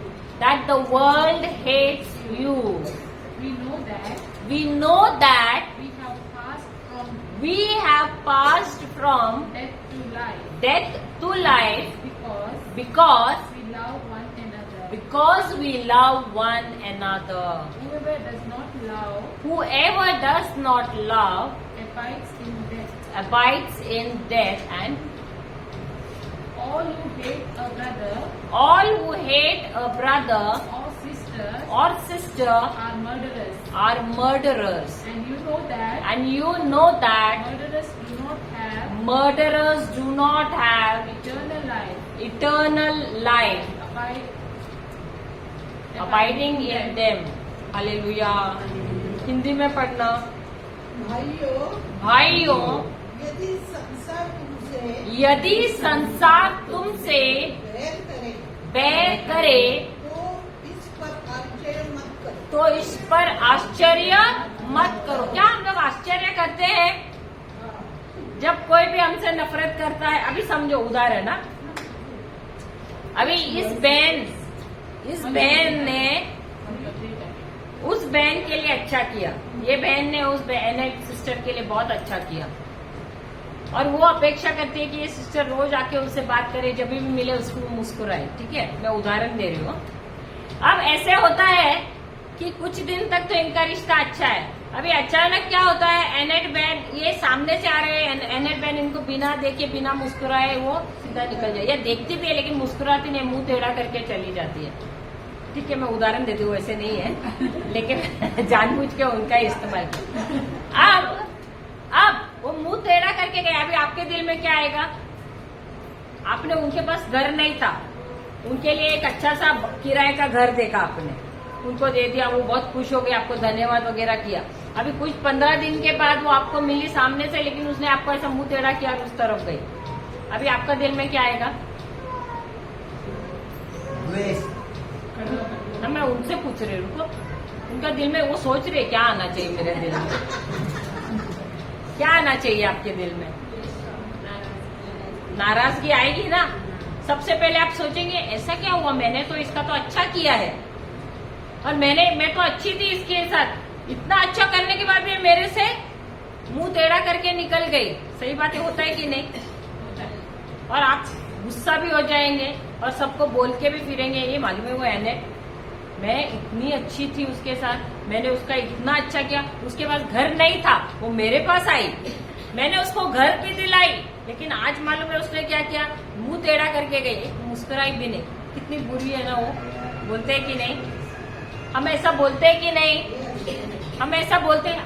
अच्छा, अमरनाथ वालों को ये मालूम नहीं था, अरे मैंने क्या सिखाया है ये।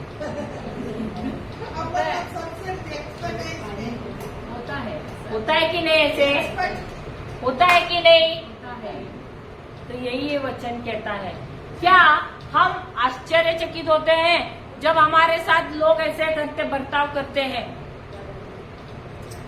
जब कोई हमारे खिलाफ भी आता है या हमको ऐसे टुकरा के चला जाता है, क्या हमको बुरा लगता है?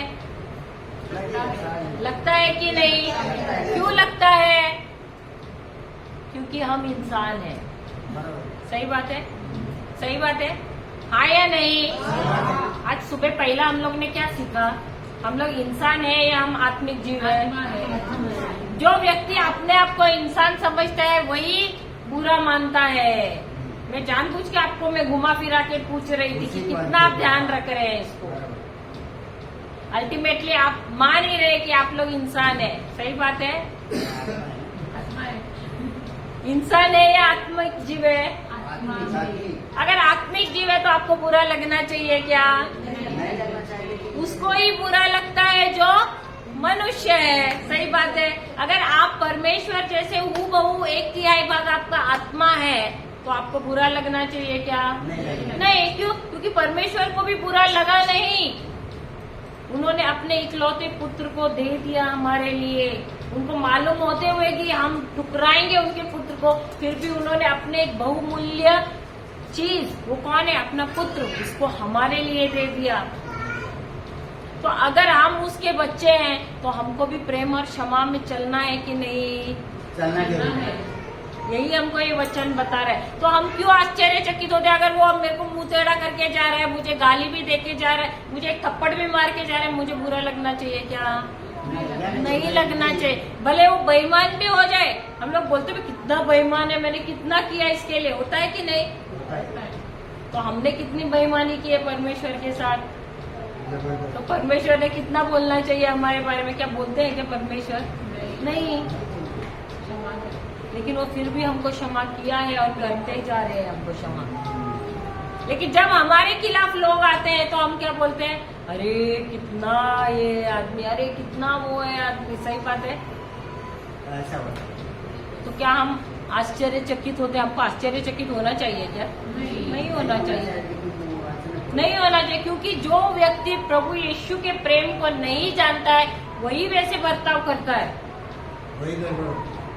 Hallelujah, hallelujah. और इसीलिए वचन कहता है कि तुमको आश्चर्यचकित होना ही नहीं चाहिए अगर कोई तुम्हारे खिलाफ आता है। क्यों? अभी वापस पढ़ना उसको। Do not be astonished, brothers and sisters, when the world hates you. जब संसार तुमसे बैर रखता है तो क्या तुमको बुरा लगता है?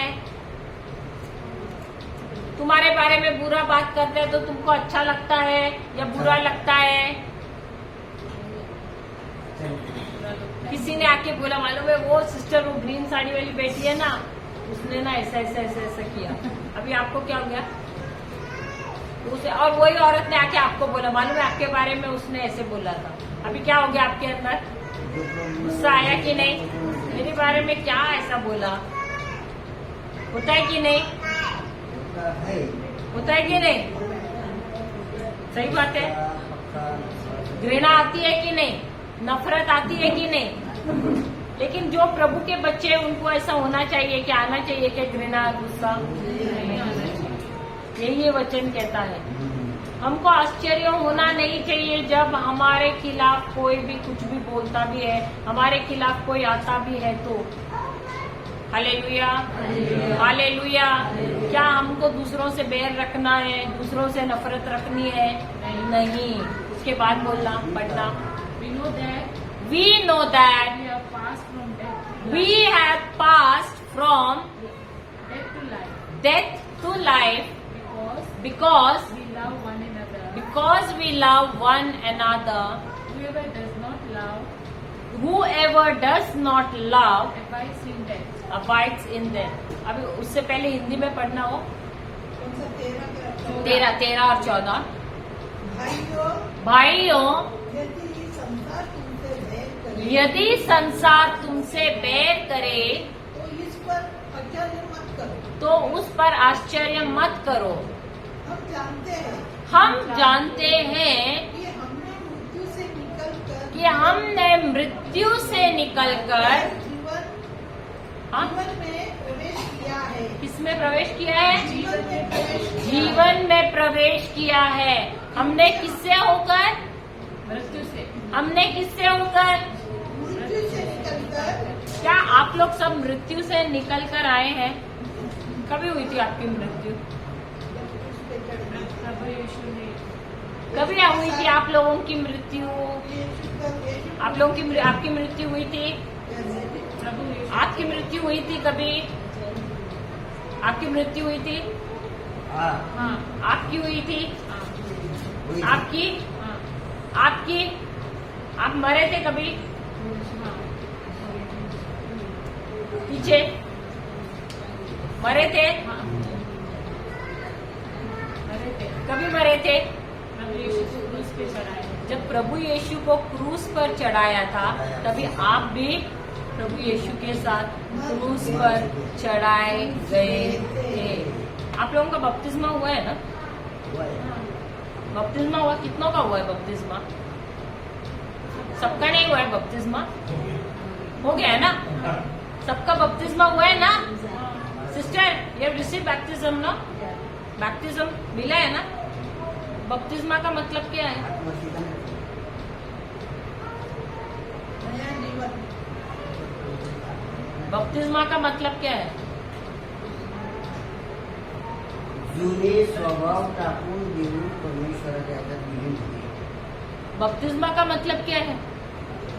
रोमन्स 6, रोमियो का किताब 6 अध्याय Roman.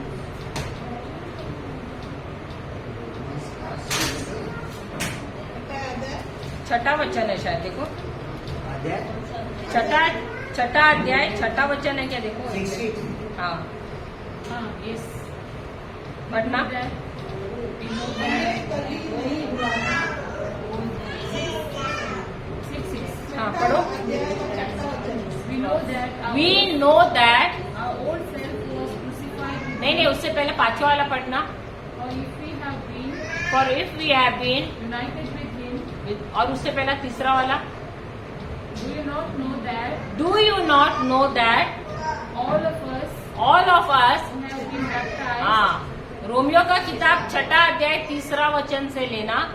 Do you not know that all of us all of us who have been baptized who have been baptized into Christ Jesus into Christ Jesus were baptized into his were baptized into his death.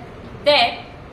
Therefore, Therefore, we have been buried with him we have been buried with him by baptism by baptism into death, into death, so so that that just as Christ was raised from from death by the glory of the Father, by the glory of the Father, so we too might walk in so we too might walk in newness of life. newness of life. Hindi में पढ़ना। तीसरा, हाँ, तीसरा क्या आप लोग यह नहीं जानते क्या आप लोग यह नहीं जानते कि ईसा मसीह के साथ कि ईसा मसीह को, बपतिस्मा हम सबों को मिला है। ईसा मसीह का बपतिस्मा हम सबको मिला है। वह उनकी मृत्यु का बपतिस्मा है। वह उनकी मृत्यु का बपतिस्मा है। हम उनकी मृत्यु का बपतिस्मा ग्रहण कर हम उनकी मृत्यु का बपतिस्मा ग्रहण कर उनके साथ इसीलिए दफनाए गए हैं कि जिस तरह मसीह पिता के सामर्थ्य से मृतकों में से जी उठे हैं, उसी तरह उसी तरह हम भी एक हम भी एक नया जीवन जिए। अभी बैप्टिज्म यानी या बपतिस्मा यानी हम लोग क्या सोचते हैं, कहीं पानी से किया हो गया। सही बात है, हम लोग को वही लगता था, क्योंकि हमको मालूम ही नहीं, बचपन में लेके गए, पानी डाला, हो गया बपतिस्मा। लेकिन यह वचन क्या कहता है, बपतिस्मा का मतलब क्या है? जब हमारा बपतिस्मा होता है, हम उनकी मृत्यु के साथ, हमारा भी मृत्यु हो जाता है। Hallelujah, hallelujah. हमको भी डुबाया जाता है उनके साथ, उनकी मृत्यु में। और जब उनका पुनर्वो जीवित करते हैं उनको पिता परमेश्वर, हमारा भी क्या होता है, पुनर्जीवन हो जाता है उनके साथ। अगर हम उनके साथ मरे हैं तो हमको उनके साथ भी हमको पुनर्जीवन मिला है, ये वचन कहता है। तो मरना, जब हम मरे तो इसका मतलब क्या है, हम अपने स्वार्थ के लिए मरे हैं। हम अपने स्वार्थ के लिए मरे हैं, अपने सेल्फिशनेस के लिए मरे हैं, हम अपने आप के लिए मरे हैं। तो अभी हम नहीं जी रहे, हमारे अंदर कौन जी रहे? जब हमारा पुनर्जीवित हम हो गए तो हमारे अंदर प्रभु यीशु जी रहे हैं। और हमारे अंदर अब किसका स्वभाव आया है? प्रभु यीशु का स्वभाव आया है। ये हमको भूलना नहीं है, क्योंकि जो हमारा पुराना स्वभाव था वो प्रभु यीशु ने उसे पूरी तरह से खत्म कर दिया, उसका नाश कर दिया है जब हमारा बपतिस्मा हुआ है उनके साथ। और अब हमको एक नया स्वभाव दिया है, और वो है प्रेम और क्षमा का स्वभाव। और वही वो वचन कहता है, पहला यूहन्ना का 4 अध्याय 14वां वचन क्या कहता है?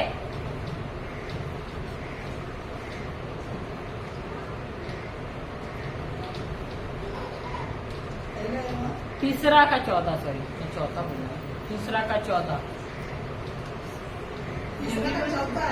14 एवरीवन commit sin. एक 13 है क्या वो, न्यूनेस ऑफ लाइफ? 14 हम जानते हैं कि हाँ, हम जानते हैं कि हमने मृत्यु से निकलकर हमने निकलकर जीवन में प्रवेश किया। जीवन में प्रवेश किया। इसका मतलब क्या है? हमारा बपतिस्मा हो गया, हम मृत्यु में मर गए प्रभु यीशु के साथ, और उनके साथ हमको अभी एक नया जीवन मिला है, और हमने जीवन में प्रवेश किया है। अगर आपने सचमुच में जीवन में प्रवेश किया है तो क्या आप अपने भाई बहनों से नफरत करेंगे, अक्षमा में चलेंगे? नहीं, आप उनके साथ प्रेम में चलेंगे और क्षमा में चलेंगे। फिर पढ़ो आगे। हम जानते हैं कि हमने हम जानते हैं कि हमने मृत्यु से निकलकर जीवन में प्रवेश किया है, क्योंकि हम अपने भाइयों को प्यार करते हैं। अब मेरा भाई कौन है?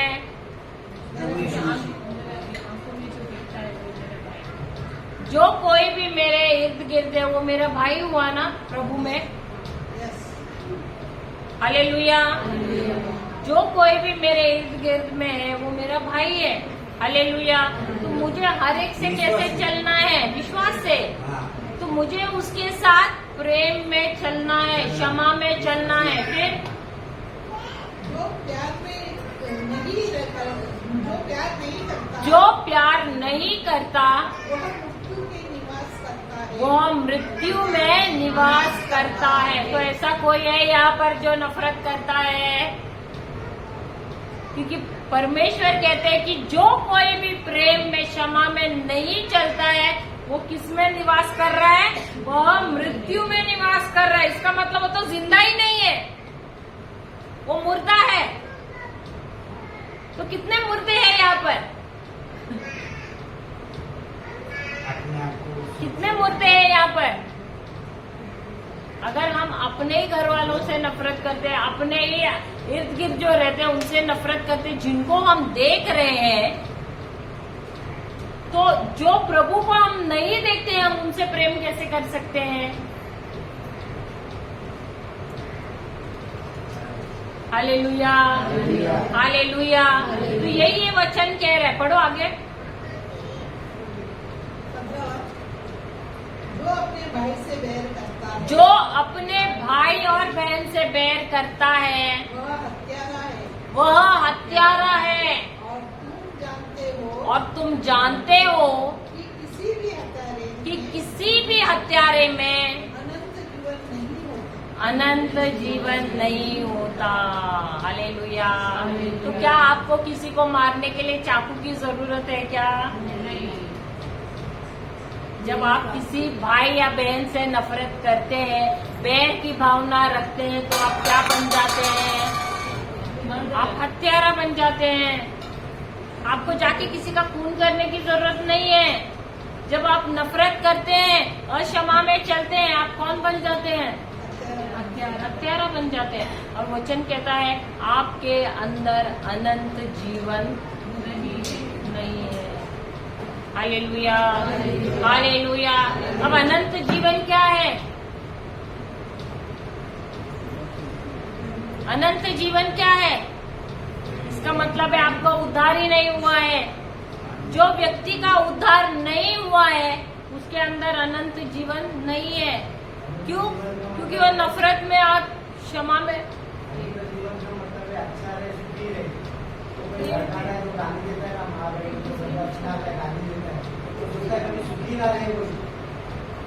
अच्छा रहने का भी कोशिश करता है, उसको सिखा भी देगा, मार भी देगा, सुना कर तो सोचता है कभी सुखी रहेगा, इसका लाइफ कभी अच्छा नहीं होगा।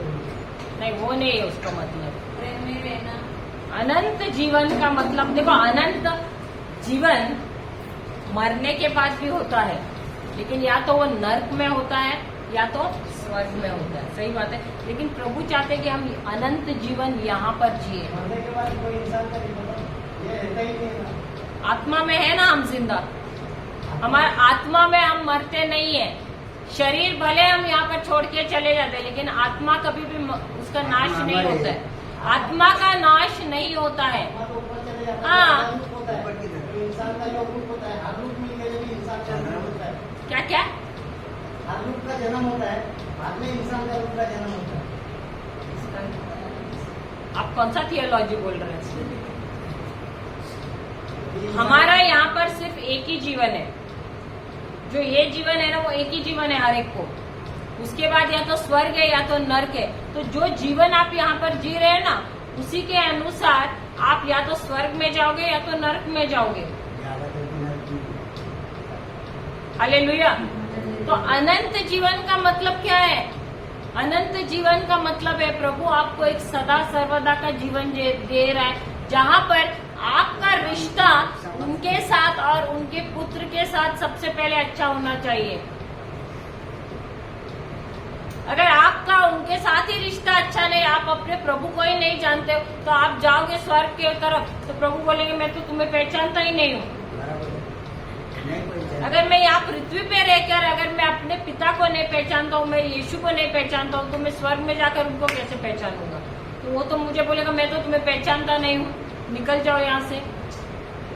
तो अनंत जीवन का मतलब क्या है? कि मैं जानूं मेरे परमेश्वर को और उनके इकलौते पुत्र प्रभु यीशु को।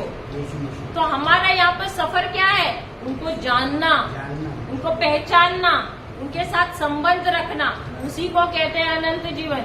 यूहन्ना की किताब 17वां अध्याय 3रा वचन क्या कहता है? देखिए, अनंत जीवन के बारे में दिया है। यूहन्ना, that is John 17:3।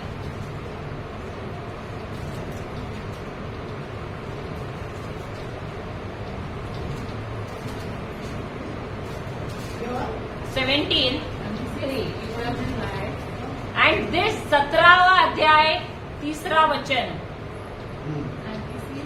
And this is eternal life, that they may know you, the only true God, and Jesus Christ, whom you have sent. क्या है अनंत जीवन? वे तुझे एक ही सच्चे ईश्वर को वो तुझे एक ही सच्चे ईश्वर को और ईसा मसीह को और ईसा मसीह को जिसे तूने भेजा है जिसे तूने भेजा है जन्म ले जान ले यही अनंत जीवन है। यही अनंत जीवन है। क्या बोला है? वो तुझे, जो सच्चे ईश्वर है, वो परमेश्वर जो है, और उनके पुत्र प्रभु यीशु को जाने, वही है अनंत जीवन। और हम कैसे उनको जानेंगे? अगर हमको उनका शब्द ही नहीं मालूम है, अगर हम बाइबल ही नहीं सीख रहे हैं, बाइबल में क्या लिखा है उनके बारे में ये नहीं जान रहे, तो क्या हम उनको जानेंगे? नहीं जानेंगे। इसीलिए बाइबल के द्वारा उनको जानना बहुत जरूरी है। और अनंत जीवन यही है कि हमारा उनके साथ रिश्ता अच्छा, गहरा, पक्का होना। हमको उनको जानना है, उनको पहचानना है। कैसे? अगर हम उनको पहचानेंगे ही नहीं तो हम कैसे जानेंगे कि वो हमसे कितना प्रेम करते हैं? जानेंगे क्या? नहीं जानेंगे। इसीलिए जब हमारे जीवन में कुछ समस्या आती है, सबसे पहले सवाल आता है, प्रभु क्या आप हमसे प्यार करते हैं? अगर प्यार करते तो ये समस्या क्यों हमारे जीवन में? हम प्रभु से सवाल पूछते हैं। लेकिन हमारी तरफ से हम कितना कोशिश करते हैं कि हम उनके साथ संबंध अच्छा रखें।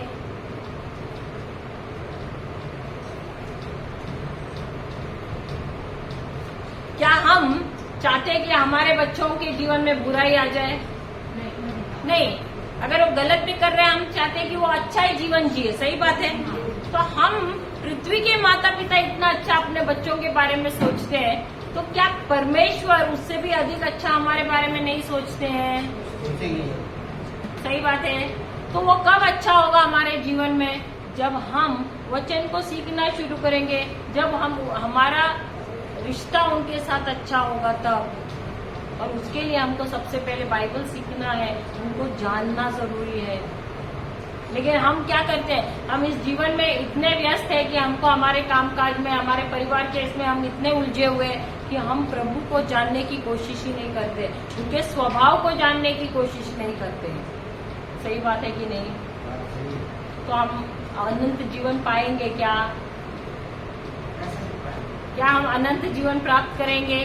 अगर हम उनको नहीं जानेंगे, उनके पुत्र को नहीं जानेंगे, तो क्या हमको अनंत जीवन प्राप्त होगा? नहीं होगा। Hallelujah, hallelujah. दोबारा जाते हैं नीति वचन 4 अध्याय, सुक्ति ग्रंथ 4 अध्याय 22 है ना? नीति सुक्ति ग्रंथ 4 अध्याय, नीति सूत्र 4 अध्याय 22वां वचन क्या 23वां वचन है? हाँ। पुत्र मेरी बात पर ध्यान दो, ध्यान लगाकर मेरी शिक्षा सुनो। उसे अपनी आंखों से ओझल न होने दे। उसे अपनी आंखों से ओझल न होने दे। उसे अपने हृदय में संजोए रखो। उसे अपने हृदय में संजोए रखो। वह तुम में नव जीवन का संचार करेगा और तुम्हारे शरीर को स्वस्थ रखेगा। तो हमारे शरीर को स्वस्थ रखने का फॉर्मूला क्या है? सबसे पहले ध्यान देना है प्रभु के शब्द को, कान लगाना है उनके शब्दों पर, उनके शब्दों को अपने आंखों से दूर नहीं रखना है। और चौथा क्या है? अपने हृदय में उनके शब्दों को संजोए रखना है। तभी ये वचन क्या होगा? हमारे जीवन के लिए एक नया जीवन का संचार हो जाएगी और हमारे सारे शरीर में चुस्ती और तंदुरुस्ती लेकर आएगी। Hallelujah, hallelujah. समझ गए? समझ गए? तो हम सब आंखें बंद करते हैं और धन्यवाद देते हैं प्रभु को। प्रभु आपने आज हमें सिखाया है कि हम कैसे इस संसार में एक अच्छा जीवन जी सकते हैं। जब हम आपके वचनों को ध्यान देते हैं, कान लगाते हैं और सुनते हैं, आंखों के सामने उसको रखते हैं और उसे अपने हृदय में संभाल कर रखते हैं प्रभु। प्रभु धन्यवाद देते हैं कि आपने